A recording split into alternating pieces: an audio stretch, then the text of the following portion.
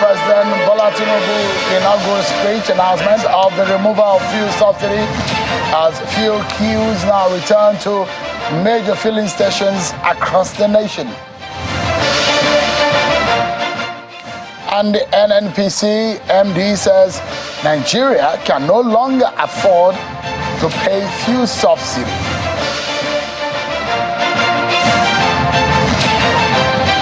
Hello everyone, welcome to the program. This is Politics Today live on Channels Television. I'm Sean Wakimbaloe in Abuja. Let's begin by letting you know that President Bola Tinubu today arrived at the presidential villa on his very first day officially at work during work hours after he took the oath of office as Nigeria's president. Mr. Tinubu, who arrived from the Defense House, is welcomed by the Vice President, Senator Kashim Shettima, who himself earlier appeared or resumed office for the first time. The Speaker of the House of Representatives, Femba Jabiamila, the Governor of the Central Bank, Godwin Emefiele, and other officials on board received the President and the Group Managing Director of the NNPCL, Mele Kyari, and the lawmaker representing Ikeja in the Lagos State, Honorable James Falike, were all at the State House to welcome the President. President received a salutation from the court guard through the presidential gate. He thereafter exchanged pleasantries with Senator Shettima, Mr. Gbajabiamila, and others. All right, then let's also tell you that the President today had given a directive to the Department of State Service, the DSS, to immediately vacate the office of the Economic and Financial Crimes Commission, the DSS, the EFCC rather, in Ikoyi, Lagos. The President gave the directive where reports that DSS officials stormed the EFCC office in Awolowo Road, Ikoyi, Lagos, earlier today, preventing officials of the anti-graft agency from accessing the workplace was brought to his attention. The President said if there were issues between the two important agencies of government, that will be resolved amicably. Well, first day, first problem. Inaugural speech, ripple effect.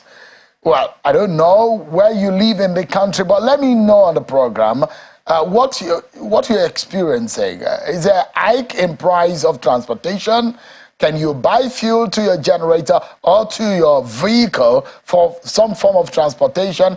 Let me know. Tweet at me tonight, everyone, and I want to know wherever you may be tweeting from, either in the deep south of Nigeria, in the far north, or within the middle belt, or wherever you may be. Let me know what you're feeling and what the effect of the President's subsidy removal statement has been in your area.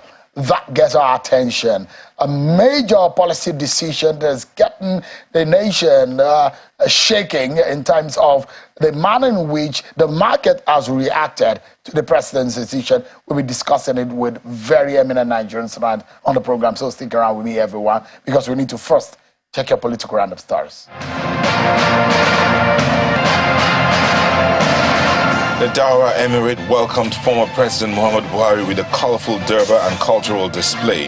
The durbar, put together by the Emirate Council at the Kangiwa Square in the ancient city of Daura, Katsina North, was attended by the Governor of Katsina State, Mr. Diko Rada, the Borno State Governor Babagana Zulum, the Emir of Katsina, His Royal Highness Abdul Mumuni Kabir Usman, and some former cabinet members of the former president.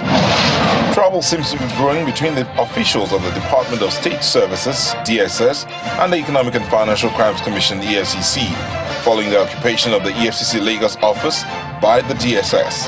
The DSS operatives were said to have prevented staff of the anti-graft agency from gaining access to their offices, and this is upsetting to the EFCC.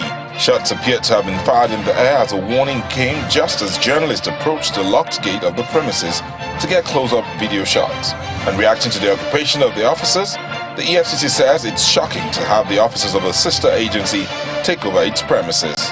A statement by the EFCC head, Media and Publicity, Wilson Wujared, explains that the operatives of the Lagos command of the EFCC arrived at their office on number 15 Awolowo Road, Ikoyi, this morning and were denied entry by agents of the DSS who had barricaded the entrance with armored personnel carriers. The DSS, in a statement by its spokesperson, Peter Afunaya, says it's not correct that the secret police barricaded EFCC from entering its office. He claims that the service is only occupying its own facility where it is carrying out its official and statutory responsibility. The House of Representatives is commending the decision of the President, Bola Tinubu, on fuel subsidy removal. This follows a motion of urgent public importance from Honorable Jimoh Olajide. The House is, however, appealing to Nigerians to be patient and prayerful to allow the President to deliver on his promises. The presidential candidate of the Labour Party, Mr. Peter Obi, and his running mate, Mr. Dati Baba Ahmed, attended the Presidential Election Petitions Court hearing today in Abuja.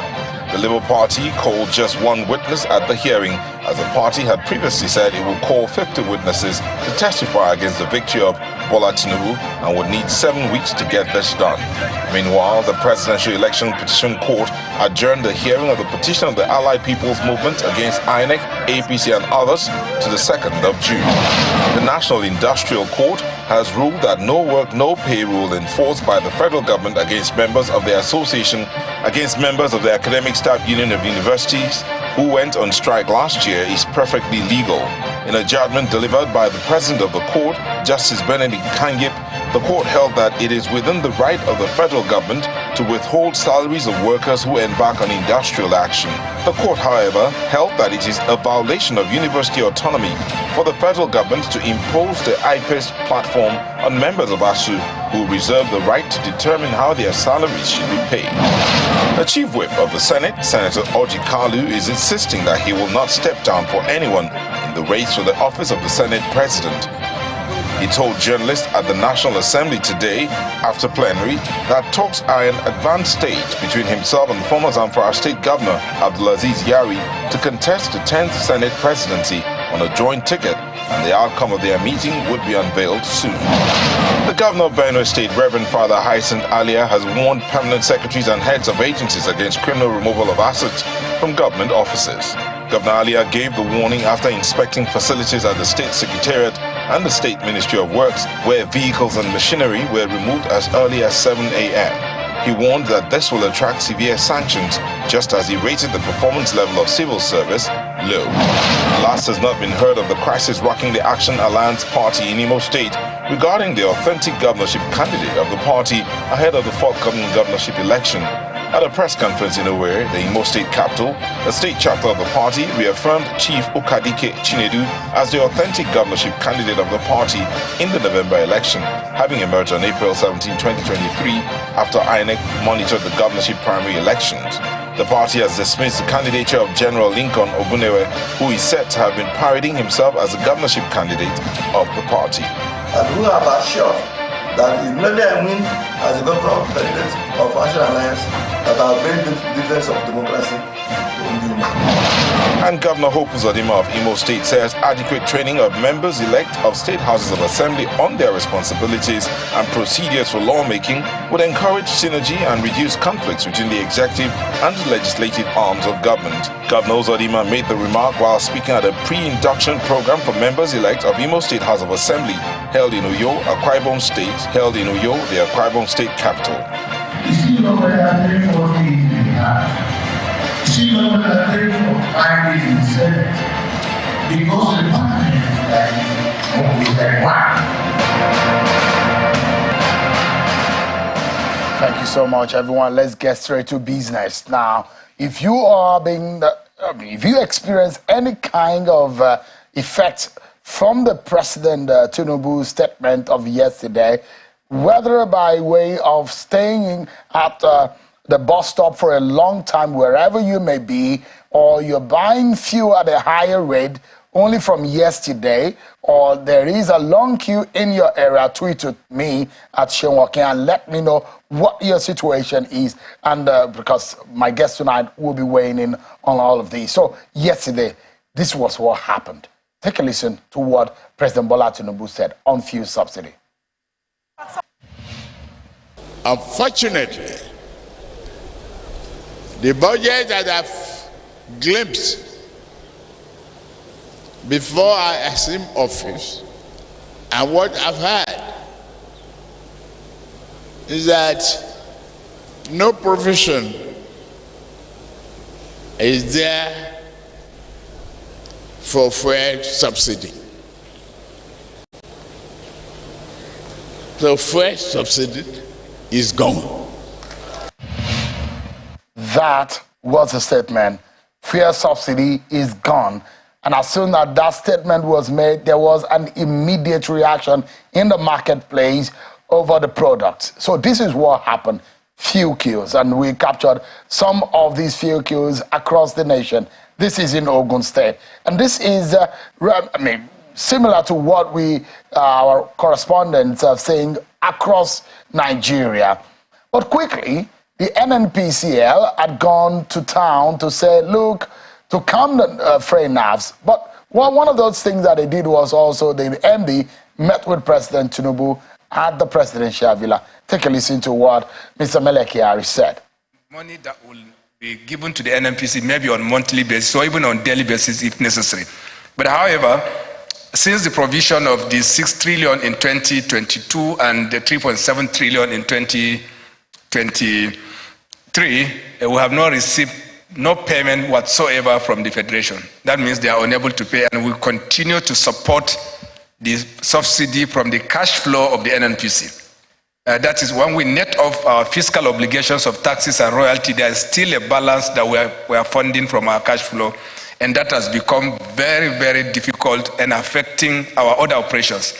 We are not able to keep some of this cash to invest on our core businesses, and the end result is that it can be a huge challenge for the company.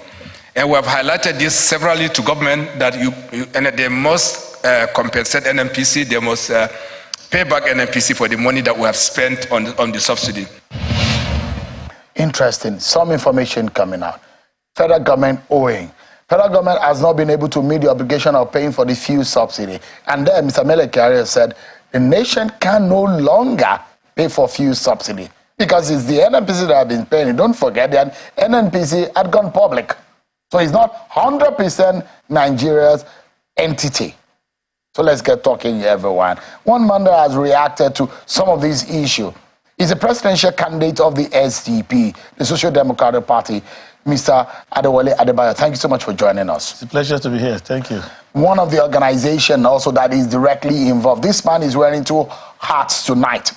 He's from the Penguin and also the president of the Trade Union Congress. They've told the president that you cannot unilaterally remove subsidy. Mr. Festus Osifo. Thank you so much, Mr. Osifo, for joining us. Thank you so much for having me. Good evening, Nigerians. How did you receive Mr. Osifo? You're wearing two hats tonight, and I'm going to be putting you up to task on those areas that you are directly involved with. One of the statements that you made, which I have the quote, you said that the president cannot unilaterally remove subsidy. What were you expecting? Some kind of consultation? Is it that it is wrong, or that it is right, but it did not consult you? Yes, thank you so much, Sheung. You know, when we received that news, we were a bit surprised, because if you listen to the president when he started his speech, you could see that at the preliminary stage, he stated clearly that he's going to consult, he's going to engage, and that he's not going to dictate over Nigerians.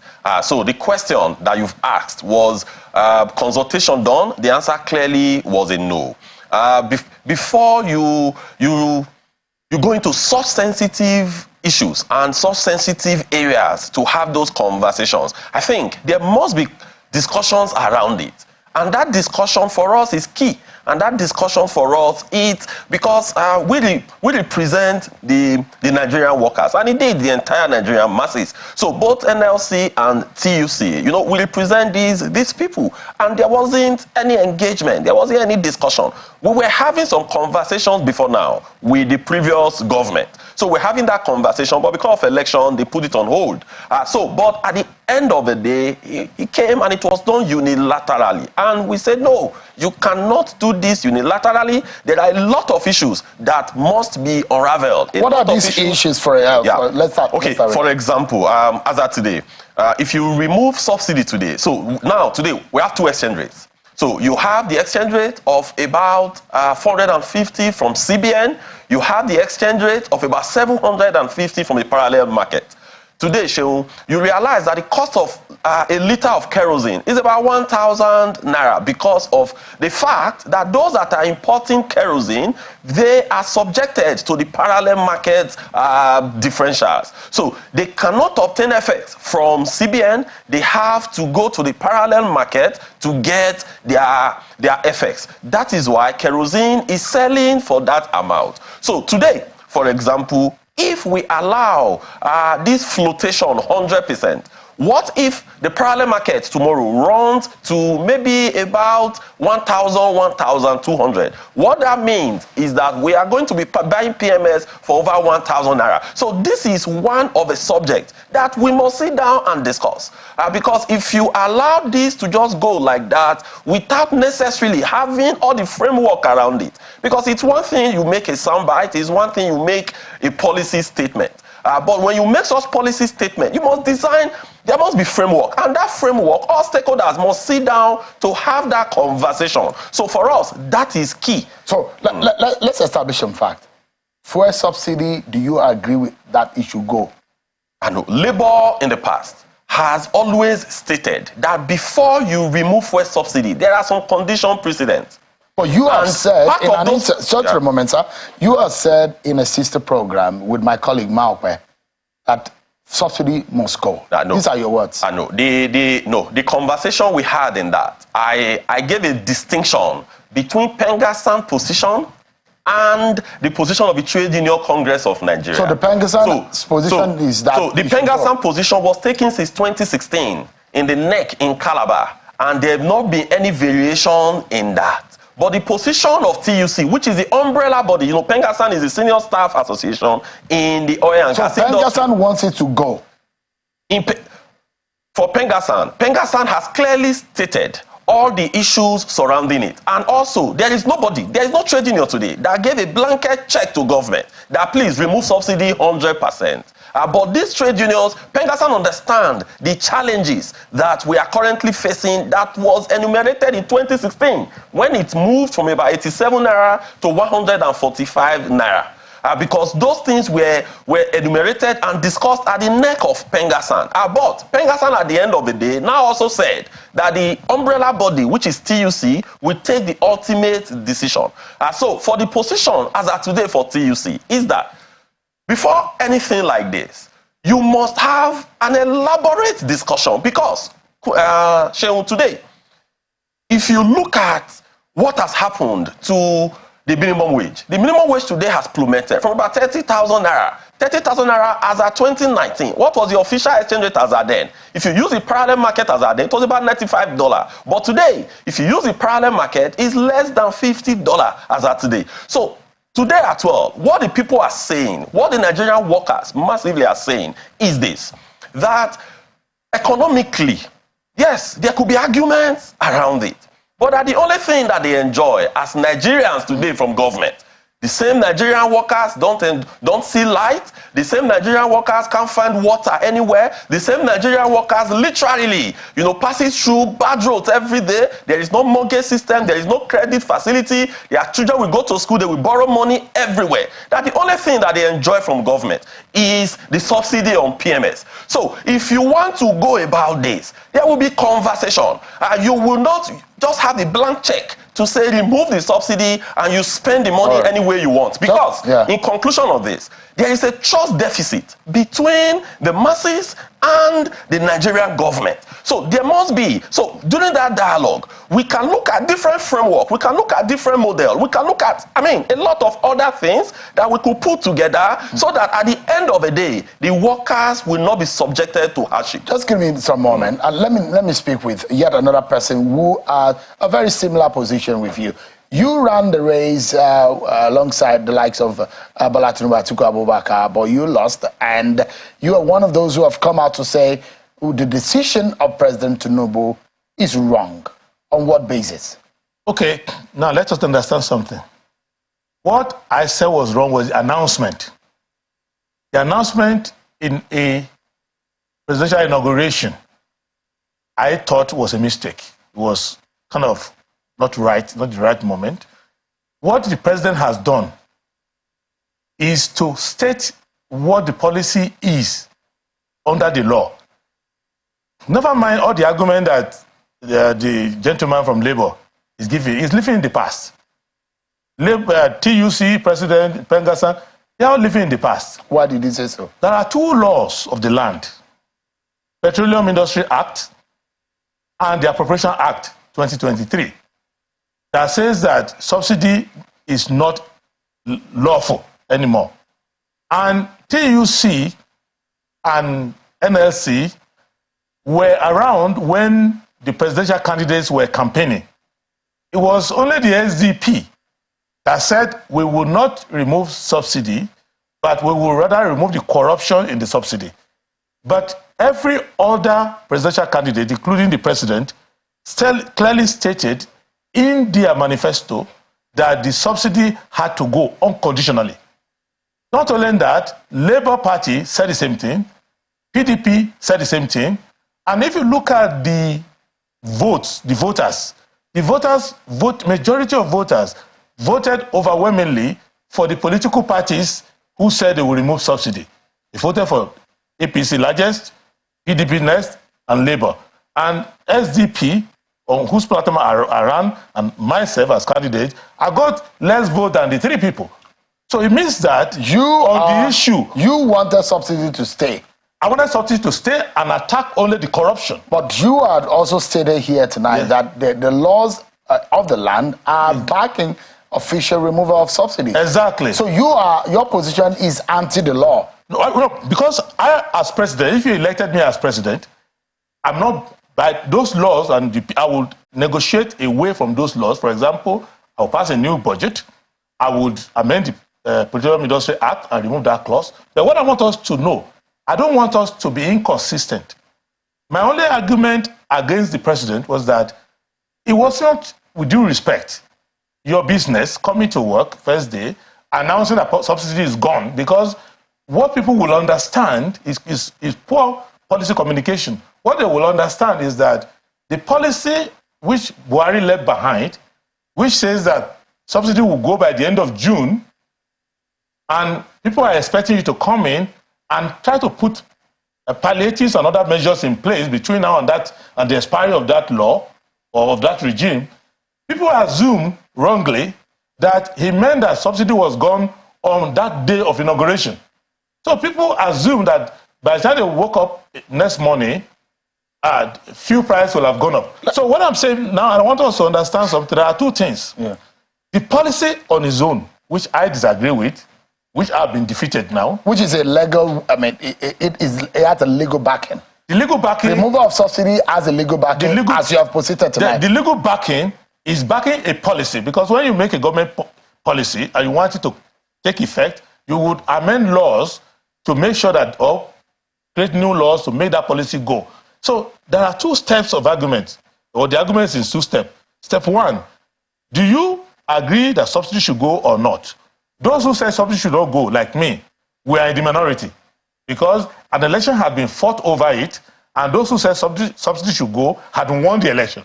So if you are going to interact with them, you cannot blame them for doing what they promised that they were going to do.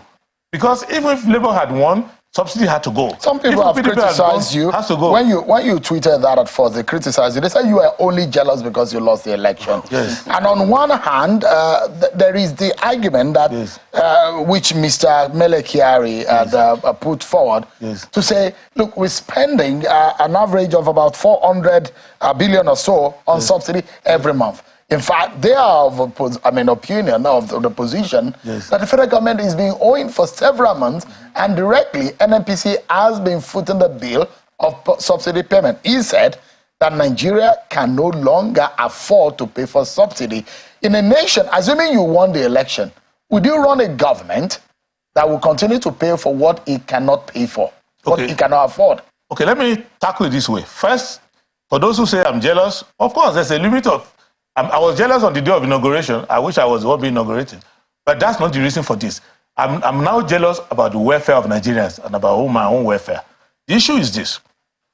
I concede that it will be late now to be litigating the issue of subsidy, because we spent 1 year litigating it, and the voters had voted for a president who said, I will remove subsidy. The only thing I am saying, for me, from my point of view, is that the argument by Mele Kyari and all of that, this is the internal bookkeeping of government. Since there appears to me to be, unlike what TUC is saying, I agree that there is a consensus between the people, the electorate, and their government that subsidy should go. Now, over time, when the subsidy goes away, and there are other problems that come over it, and the fiscal anemia of the government still doesn't get cured, people might go back to me and say, well, SDP and Adebayo were right when they said subsidy should not go that time. But the point I'm making now is that the announcement has caused a lot of panic in the system. The president hadn't taken the time to sit down, like all these meetings with Mele Kyari, with other people, to put things in place and to ensure that, because it's predictable. So you are thinking it's a knee-jerk approach? It's a knee-jerk announcement. But there are those who say that that is hitting the ground running. No, with due respect, that's not hitting the ground running. Why? Because as at the time President Tinubu was taking oath of office, the law of the land is that subsidy is gone. So that's the law of the land. So it's just reiterating what the law says. Yes, and in reiterating it, there ought to be, there's something in policy management we call the theory of unintended consequences. You will know normally that the president of Nigeria, President Tinubu, is the most important person in Nigeria today. His pronouncement affects every market. His pronouncement can even affect somebody's marriage. So if you fix your wedding for next week and he says the price of garri will go up or price of rice, you may review and say, why do I have to marry now? So when you are occupying that office, your pronouncement should be so calculated and so well structured that you know that people will react. Now, remember, it is not only one market that reacted. Also, the foreign exchange market also reacted.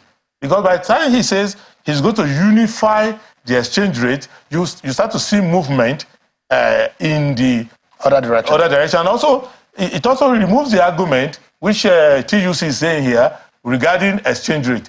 He knows that to deal with the issue of subsidy removal, you must also deal with the issue of foreign exchange. So by the time you have the foreign exchange convergence, and I believe that you converge towards the north rather than converge towards the south.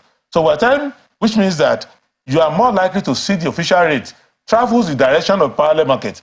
You are not going to see the parallel market travel in the direction of the... So that issue, but for me, as SDP, for me as an individual who ran, I have given up on the issue of whether subsidy should be removed or not, because he has won the argument and he has been elected on that. But we must do it in a way which puts structures in place to ensure, and he has a limited time to do it, and he can do it, but it won't change the law. The law is very clear. Let me bring back Mr. Osifo. You have made a recommendation. You, in fact, said categorically that removal, the statement of the president was a joke taken too far. And you have also said that he should rescind that decision. Yes, if you read the letter, okay, before I go to that, just to some of the things Adebayo said, I think it's complete contradiction. From everything they are saying, is contradicting because he's speaking from both sides of the mouth. And no wonder he has such a abysmal vote in the last election. So for us, our position has been very, very clear. If you read what we wrote there, we are saying, because he went on to still be talking about engagement of stakeholders. But that is clearly what we have said, that stakeholders must be engaged. So if we say that stakeholders must be engaged, how do you engage stakeholders? Is it by making a pronouncement that was not even in the written speech? No. It is not just making pronouncement, but what are the framework around that pronouncement? It's not just by dictating that exchange rate should be unified, but what are the framework around that unification of exchange rate? Is it something you do overnight? Okay, with the comment, you see what has been happening to the price of PMS, but as exchange rate unified, the answer is no. So which come first? You cannot put the horse before the cart. So generally, you must, as a government, you must sit down and think through any policy framework You must think through, you must engage the stakeholders. Because at the end of the day, he said unintended consequence. But you must manage those, you must foresee. That is why you do scenario planning. So when you carry out those scenarios planning, you will be able to forecast those unintended consequences. So our position really has been clear that if you read our communication, it's very clear that before you do this, there must be engagement. And we must understand, okay, if you talk about the exchange rate, it's not about announcement. What are the framework around those exchange rates? Do you have them? Mr. Osifo, just quickly, because I asked you that question that when you said the president should rescind his decision, but those who will say that is it fair also, because there are no new products in the market as at the time the president had made that decision. But isn't this some kind of panic element, or the panic, an element of greed on the part of petroleum marketers? They are selling old products at exorbitant prices. Yes. That is what will happen when such statements were made the way they were. Is it fair to do? Because as we talk, no, it is totally wrong. It is totally unfair. And that is why we've also said, like we talked about the law. If you check the statement yesterday, he said, as at the law, he was talking about Appropriation Act, that with the Appropriation Act today, that subsidy is gone. But is that correct? Because as at today, the Appropriation Act provided for subsidy till June 30th. If the communication was, okay, at the end of the day, by June 30th, this is gone, but we are going to discuss with all the stakeholders to see how. What are you saying invariably to the president? Let's assume he's watching right now. What would you be telling him? Yes, what I would tell him is that the Appropriation Act as of today provided till June 30th. The PIA came since 2021, and subsidy is still there. The PIA came since August 2021, but the subsidy is still there. So what we are saying is that go back, then let us sit down, look at all the framework. There are a lot of parameters, there are a lot of indices that must be looked at. Otherwise, you saw what is happening today. The way the average marketer psych work today, they have been buying PMS less than 150. And naira per liter, but in some places in Port Harcourt today, PMS was selling as high as 1,000 naira. So the position generally that we have canvassed for is that you go back, because there's a provision in the law till June 30th. So we will all sit down, we look at that June 30th, is it the best time for us to do this? What are the framework around this? What are the other secondary consequences as a result of this? How can those issues be better managed? So that the Nigerian workers and the Nigerian masses will not be subjected to enormous hardship. So if they have a plan at all, let them also tell us. We may not know the plan they have. Let me allow Mr. Adewale to wrap up for us on this. You see, let's make it clear. The reason why we've been dragging this issue for some time is because of lack of clarity. From what I heard from Mr. Osifo, he didn't understand what I said, or he doesn't understand economics. The thing you need to understand very clear is that TUC, Pegasan, NSC, they were not overseas when the Appropriation Act 2023 was passed. They did not, it's the law of the land. Now, where were they to engage on that issue? Secondly, when the debate was still in the open as to whether we should form a government that will remove subsidy or not, they went with the people who said they will remove subsidy. But our position was clear. We also told the Labour Party the Labour Party candidate clearly that we are not supporting you on this. That even if you win and come on board on this, but he told us that if he comes on board, that he's going to discuss, we will sit down, we will have a conversation. What we are saying is that where are the conversations today? So, I think you are stabbing economics in its head because it is a very you need to state it exactly the way it should be. Where government came and government were putting those things out there, what we did, even in PIA, even in the Act, there were statements we released, we engaged members of National Assembly. So don't say we did nothing with it. Maybe you were not living in Nigeria as that. This is why they don't have the credibility to lead Labour. This is the reason why. Because they're just looking for relevance. You have to make the law very clear, issue very clear. There are two things we can do now. You must have subsidy because they passed the law. We were protesting, you were collaborating with those who would say, and this so-called understanding you had, no, they were busy negotiating money for election, had to collect money from politicians. They were not paying attention. The allegation. Let me say clearly. Sorry. With due respect, you say your own. You have to take that back. No, it's a fact. You have to bring the proof. Bring the proof, please. Listen to me. Please. After now, can I it is now I knew why you perform abysmally in the election. No problem. Because you don't even understand Nigerian problems. No. You don't understand Nigerian issues. You clearly don't understand the economy. You clearly don't understand what Nigeria represents. I wonder why a party like SDP will go and look for somebody like you who is very a quack. Gentlemen, a quack in all regards. Because clearly does not understand. This is family television. So he cannot say what he just said. He has to retract that. Because that is a clear allegation. Let's be civil. So that this is not a. He has to retract that. He has to retract that clearly. He has to retract that. Just a moment. You have to retract that. Will you allow me to do my job, please? Okay. Mr. Adewale, yes. You do not have any evidence. I do have. Please bring it. The point is this. Let me make it point. Because you're making just remember, Mr.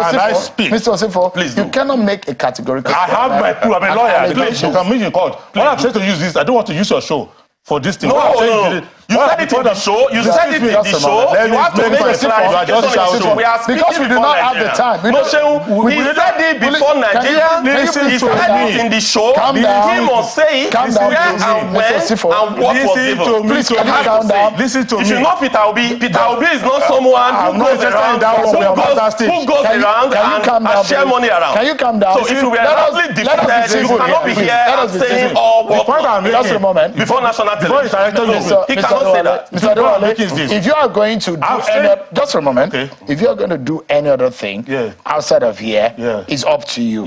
But right here, right now, let's deal with it. I am moderating this program, and I'd like you to either retract or to prove what you have said. Just a moment, Mr. Osifo, you will allow me to do my job, please. Please. Thank you. Could you retract what you said? No. With due respect to you, yes, please. I will not retract. But let me tell you what I said. My point is this. It was very clear that the position they are taking now is very hypocritical and it is contrary to the position.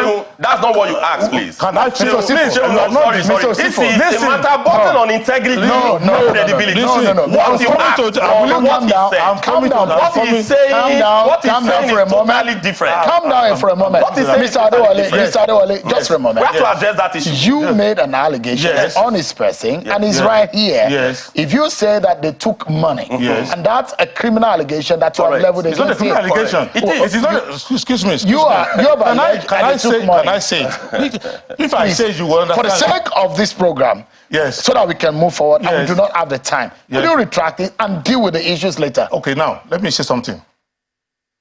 I will continue discussing it on your show, but I won't retract what is very clear. What I'm saying to you is that the position they've taken is contrary to what they are saying, and they're just misleading workers. Mr. Adewale, the only solution no, just a moment. No, because he's my guest, I invited him. But you have said something that, just a moment, you have said something that is impugned on his integrity, and you won't retract it, then we will not continue the conversation. Okay, now, I step it down. Listen, out of respect for you, I step it down. Okay, that's fine. I will discuss another time. But what I'm letting you know is this. For as long as we continue to allow people to take inconsistent position and take advantage of leadership of Nigerian workers or Nigerian people, we will not address these issues. The issue we want to address here is as follows. There are two positions you can take on subsidy. Remove or don't remove. They were on the side of remove. They were also in government. Listen, they were also in government. They were also around. They were also around when the immediate past government passed the PIA. Pengasan, the Line Industrial Union representing them was supporting it. It's not correct. Hold on. Let him land, please. No, please. Because Pengasan met in Calabar and said, "You are just repeating." It's not a copyright issue. We don't know everybody that it must go. In the course of electioneering, the Appropriation Act was passed. They didn't picket the government. They didn't argue with the government. The government passed the law. So the only reason why we are discussing today was because, in my own humble opinion, the president made what I consider to be a mistake to make a policy statement on that sensitive issue in an unclear way in the inauguration address, which has now caused some panic before even the time that policy will take effect. And I'm saying that when they now came here, no, I didn't know that I was going to be too easy here. I was coming to raise my own point. When they now came, now behaving as if they are looking for negotiation, they are looking for discussion.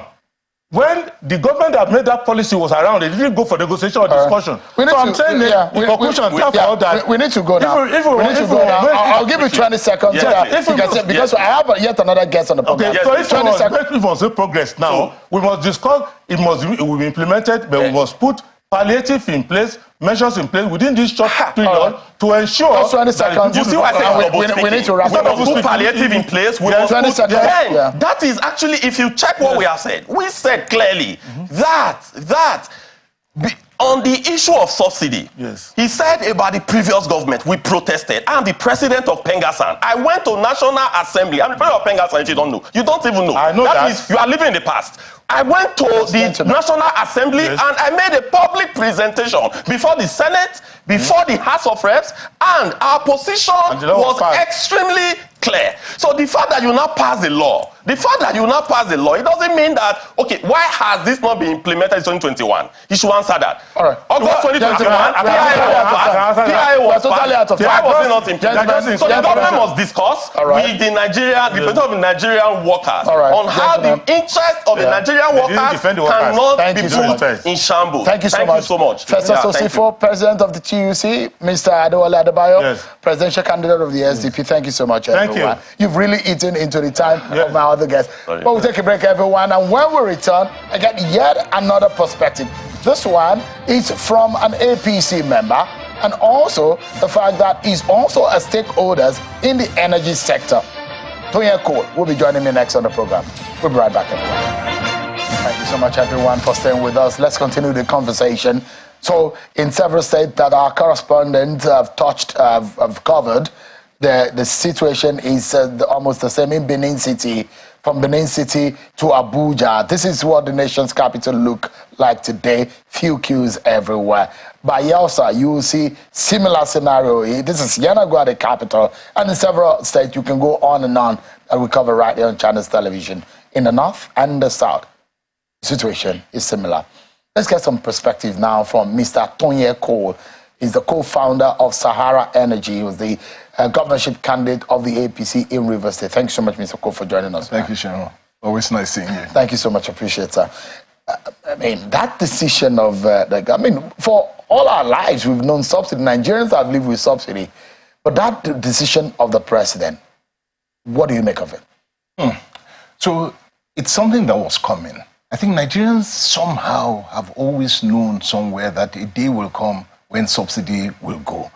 The question has always been, when will that happen? How will it happen? And who will do it? It takes a very bold and courageous person to take subsidy out, especially for politics, because it's a hot potato. But is it something that was going to come? It would come. Now the question is the timing right? Should it be this administration or the last administration that should have done it? Because it's going to be done anyway. And what will be the impact on the people when it's going to be done? And that's where we are today. So, timing. I don't think either at the end of an administration or the beginning of an administration is always the right time to do it. So timing is the right time. Communication. How is it communicated? My take and my read was that it was a communication that said a statement of fact. This is something that was already discussed, something that the last administration had already put on the table. Almost everyone knew that June 30th was the day when it was going to go. So it was already there. Now, it was made to me as a statement of fact. Now, how is it interpreted? And that's where we are. Subsidy is gone. Yes. That was on May 29th. Yes. And officially, legally speaking, it should go on 30th of June. Was that a misstep? No, because I think, again, I come at it from, you're making a statement of fact. But when at this point you make that statement, people will interpret it in different ways. So one set of people who may not have been informed about things happening on 30th of June will say that the next day Subsidy is gone means that as I speak at this minute, it's gone. So there's that interpretation that will cause panic. There's another interpretation that says that it's a statement of fact. Within another 30 days or thereabouts, it's going to go. And so this is just the process. But I think that's where interpretation is very, very important. Communication for subsidy removal is critical. I mean, those who will ask the question, and these are what the critics, I mean, the president is your party man. Yes. And this is somewhat like a party decision, and is affecting the very core of our nation, because that also will trigger a whole lot of things. True. The cost of product in the market, any commodity will be affected, because PMS is directly the major, the fuel for transportation in Nigeria. But I mean, you look at the shock treatment. If there is any kind of human face to that pronouncement. Absolutely. And so Sean, you've touched on one critical leg. So you say subsidy removal stands on 3 legs. The first one is empathy. People will be affected, but who is affected the most? When studies have been done on this, and the truth is that the beneficiaries of subsidy 6 times higher are the 1%. The 1%, the rich, wealthy, are the ones who actually benefit from subsidy in place 6 times more than the poor. But that's a study for another day. But empathy, because the poor, for them, that 1 naira you have taken away means a lot to them. So you need to be empathetic. The next one is that you have to be transparent. So there's a social responsibility. They must believe that when what you are taking away, you have to be able to bring it back in another way that affects them. So you take one from one hand, you give another. They must see that happen. And then the last aspect is that they must believe, the trust. Now we have a trust deficit. Empathy, they believe, is there. The transparency as to exactly what are we going to get, that's the communication that would happen. Then the last aspect, this is a new administration, and people believe in hope that when a new administration comes in, they have voted you with the belief that tomorrow will be better. You now need to emphasize and deliver on that tomorrow. They're giving you that liberty that you will bring tomorrow and it will be better. So you have that liberty. The main thing right now is the transparency. What will happen with the money that is left coming out from subsidy, and how does it affect the common denominator of the poor man? In a country where you subsidize product that you don't even know how much you consume, that has been the position. That has been the reality. That, I mean, we are in a nation. No, we know. I mean, we're a nation that people talk about 50 million, over 50 million, around that a liter per day. But those who say, no, that's not possible. Yeah, because a lot goes across the border. And you see, these are leakages that we need to stop. But isn't that supposed to be the first step to fixing it before making that decision? No. We've been on this journey for over 20 years. This entire thing about supplying your entire neighbors fuel from Nigeria is not new. It's not today. They will tell you about fixing the borders. We already know that the borders are so porous, you can't fix it. We talk about fixing the refineries before you do it. You know also that that is a problem that we have been living with for so long. Over 20 years, it's not been done. And I think if we continue looking at, let us fix these borders, let us fix refinery before we remove subsidy would never So you think President Tinubu made the right choice? The choice was already made. And that's the truth. That choice has already been made. They spent a long time. And you know, I listened to TUC, I listened to Pegasus. One of the things that they needed, one of the things that had been a problem, which they have done in the last year or so, is that there has actually been a lot of discussion with Labour, with Pengasin, with different unions about how do we remove subsidy, because everybody knows it has to be removed. So just one thing, you remember that last year, NNPC could not remit anything, because all the money that they had was paid off in subsidy. We can't continue that way. What do you, I mean, if this is happening now and the president make a decision, Labour is saying rescind that decision, this is a joke too far. If you dare us, we show you. Labour is one entity that you don't want to fight as a new government. If you were in Bola Tinubu's shoes, what would you do? First thing is that I'm going to call Labour, I'm going to call the Nigerian people, and we're going to have a true discussion about where we're moving. That discussion had been done up until now. A new president has come in. He has to communicate with the people on this. And I believe President Bola Tinubu's voice today, tomorrow, and day after will go a long way in assuaging people that this is a man of empathy and he will be able to understand the poor man's problem and how to address it. Once he does that, people will be okay with it. Issue of subsidy had actually sent a government packing. We know how sensitive it is. I know, very sensitive. And there are a lot of racketeers in this game. Those who are making a living out of it. A lot of people will say, look, there's some those who have been involved in this, but they've gotten a slap on the wrist. There's really no proper prosecution for those who are feeding fat on the resources and on the feelings of the millions of Nigerians. There really no way to punish them properly. But the question is right now, palliatives, no full disclosure on what that will be. But going forward, to ameliorate the pains of the poor, the price will go up. Commodities, inflation will be, a lot of things will be affected. What do you think should be done for the poor this time around? Okay, so the first aspect of it is that we have to make sure as a nation that we already have a database of the poor, and you have to be able to directly impact their bottom line, their pocket. If you are increasing pricing, you need to be able to give cash, conditional cash transfers to the very, very poor so that they don't enter into a lower level of poverty that they cannot come out of. It's critical that you prevent the poor from falling into deeper poverty. I mean, you must be able to... Although I'm totally out of time, but I'd like to ask you, what happens to the Petroleum Equalization Fund? That goes with the PIA. It doesn't exist. The PIA has removed that. So as a major player in this market, what would you say is a major evil in this subsidy? Foreign exchange differentials, it's a killer.